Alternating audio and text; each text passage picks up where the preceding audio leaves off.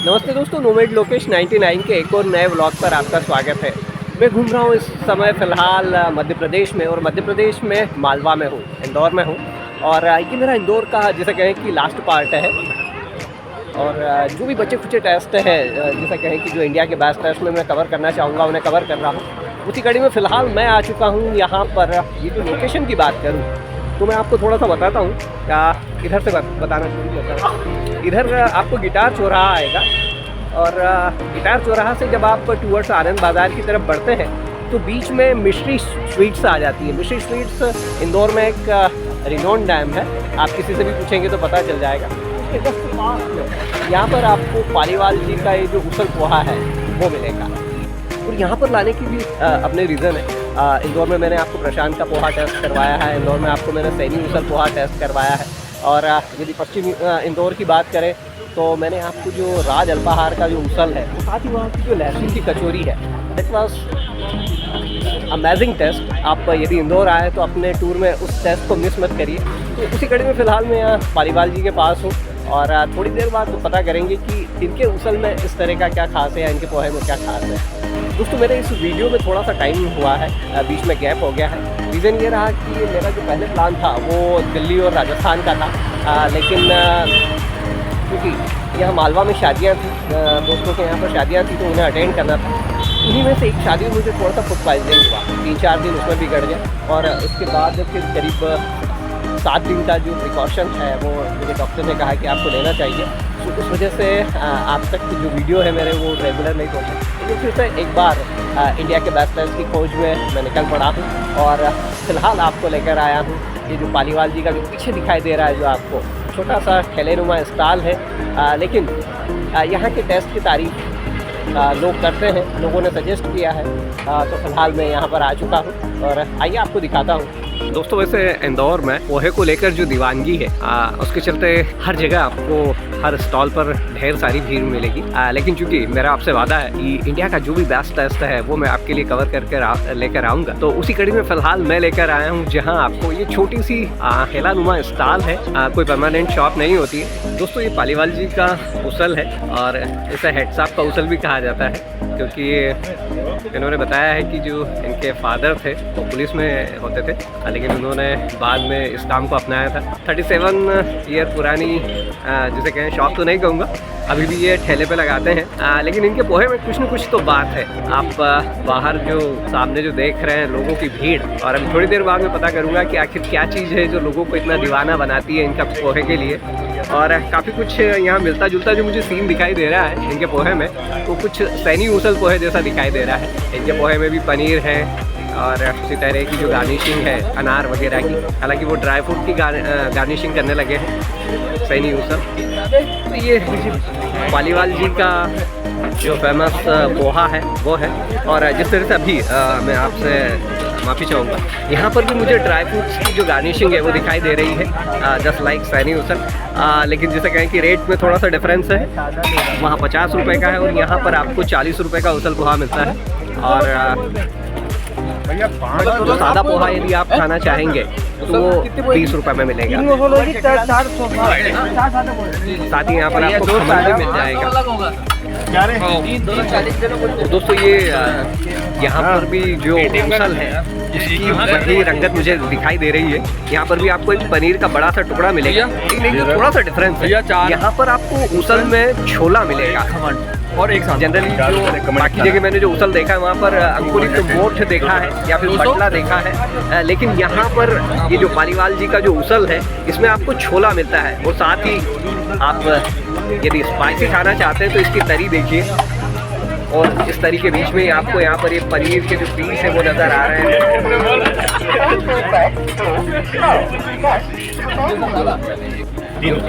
जो एक और चीज़ इस पनीर उसल को खास बनाती है वो दही का यूज़ है।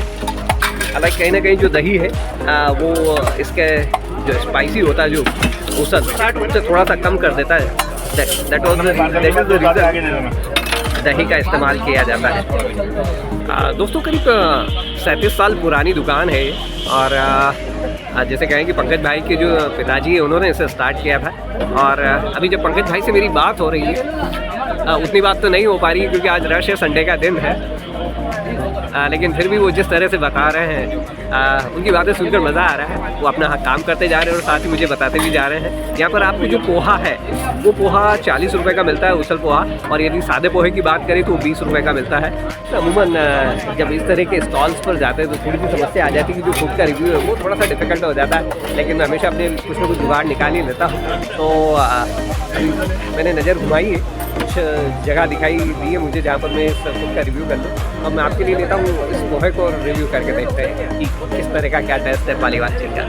और दोस्तों जैसे कहें कि मैं कहता हूँ ना कि हमेशा अपनी जुगाड़ कहीं ना कहीं बना ही लेता हूँ। अब चूँकि मेरे को पालीवाल जी के पास उस तरह का सेटिंग अरेंजमेंट तो नहीं था, तो एक जुगाड़ वाली जगह मैंने ढूंढ ली है, मेरे ट्राइपॉड को मैंने रख लिया है। और फिलहाल मेरे सामने ये जो पालीवाल जी का है, जिसे कहें कि हेड साहब का जो फेमस उसल पोहा है वो मेरे सामने आ चुका है।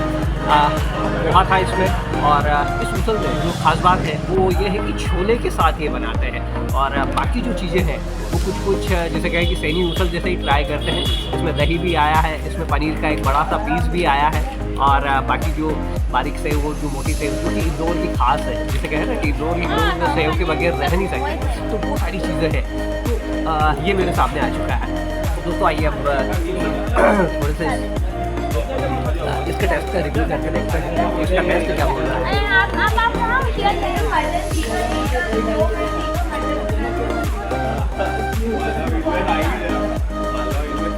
जितना तीखा दिख रहा था उतना तीखा तो नहीं है, लेकिन यदि आप स्पाइसी कम खाते हैं तो आपको थोड़ा सा तीखा लग सकता है।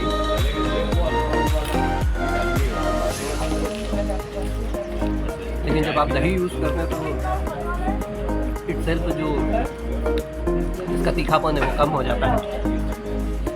दोस्तों इंदौर में आप पोहा कहीं भी खा लीजिए, हर जगह वो बेस्ट ही मिल रहा है। हालांकि थोड़ा सा जैसे कहें ना कि ये मुझे थोड़ा सा स्पाइसी लगा है, जिसमें भी खट्टा मीठा टेस्ट होता है, जो बेसिक टेस्ट है। हो सकता है कि यदि आप सिंपल पोहा खाते तो हो सकता था कि उस तरह का टेस्ट आपको मिल जाता।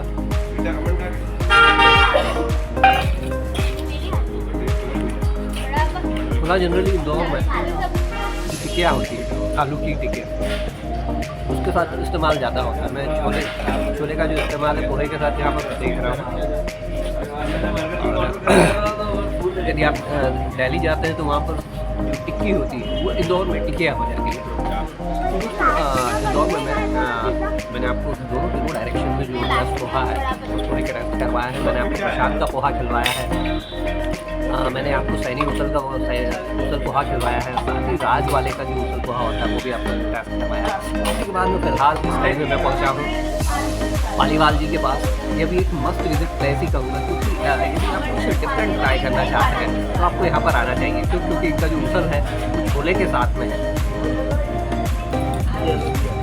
बाकी चीज़ें लगभग सैनी जैसी है। सैनी जी का जो रेट है वो 50 रुपये होता है, लेकिन इनकी जो प्लेट का रेट है वो 40 रुपये है।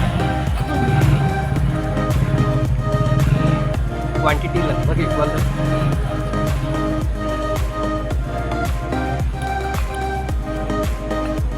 जहाँ तक टेस्ट की बात करूँ तो टेस्ट भी उन्हीं सा भी सही है। इंदौर में इंदौर से कहे ना कि टेस्ट की खान है, यहाँ पर आपको किसी का भी टेस्ट हल्का नहीं मिलने वाला है। यदि आप इंदौर आते हैं तो पालीवाल साहब का भी जो ये उसल है इसे ज़रूर ट्राई करिए, मज़ा आएगा। दोस्तों मुझे जब मैं यहाँ पर पालीवाल जी के पोहे का रिव्यू कर रहा था तो मुझे धर्मनारायण जी दवे मिल गए। ये इंदौर से हैं बेसिकली, और इनसे जब बातें मैंने की तो इन्होंने बताया कि ऑस्ट्रेलिया भी जा चुके हैं एक बार काम के सिलसिले में। लेकिन इनका कहना है कि इंदौर मेरी जान है, तो फाइनली मुझे फिर से वापस लौट के आना पड़ा। नगर निगम में है फिलहाल ये, और इस तरह से जहाँ भी लोग मिलते हैं एक बॉन्ड बन जाता है। अगली बार देखिए कहाँ मुलाकात होती है। जय श्री राम। तो यहीं पर फिर से मुझे अनहद मिल गए हैं, जैसे कहें कि मैंने बचपन में गोद में खिलाया है इन्हें, और यहाँ पर ही चाय पीने आए हुए थे, पोहा खाने आए हुए थे। तो जैसे कहना है कि आप जब उसके ब्लॉगिंग के सफर इनका जो फ्रेंड सर्कल है उनसे भी मिल लेते हैं। और दोस्तों ये पूरा ग्रुप है अनहद का, ये लोग आए हुए थे और वो दूर जा रही है कैमरे से बचने के लिए। तो इस तरह से जब भी ब्लॉगिंग के आप सफ़र पर होते हैं तो आपके कुछ नियर एंड डियर भी मिल जाते हैं और साथ ही कुछ ऐसे लोग भी मिलते हैं जिनसे आपका एक इस तरह का बॉन्ड बनता है, कुछ इस तरह की बॉन्डिंग होती है जो लॉन्ग लास्टिंग होती है। तो देखिए अगली बार मुलाकात अनहद से कहा होती है, हालांकि अनहद जिसे मैंने कहा ना कि भतीजा है मेरा और बचपन से गोद में खिलाया है मैंने, लेकिन अब क्योंकि पूरे इंडिया में घूम रहा हूँ बेस्ट की तलाश में, तो देखिए अगली बार कहाँ मुलाकात होगी। बाय दोस्तों, ये जो बगल में दिखाई दे रहे हैं यही पंकज भैया है, पंकज जी पालीवाल। छोटा सा ठेला, लेकिन टेस्ट की लेकर जो दीवानगी वो इस तरह से कि यहाँ पर आपको जैसे कहें ना कि सारी जो लग्जरी गाड़ियाँ हैं वो यहाँ पर आकर रुकती है। और बेसिकली ये इलाका जो है वो इलाका भी थोड़ा सा रिच एरिया है, तो आपको एलीट कस्टमर यहाँ पर मिल जाएंगे इनके पोहे के टेस्ट के लिए।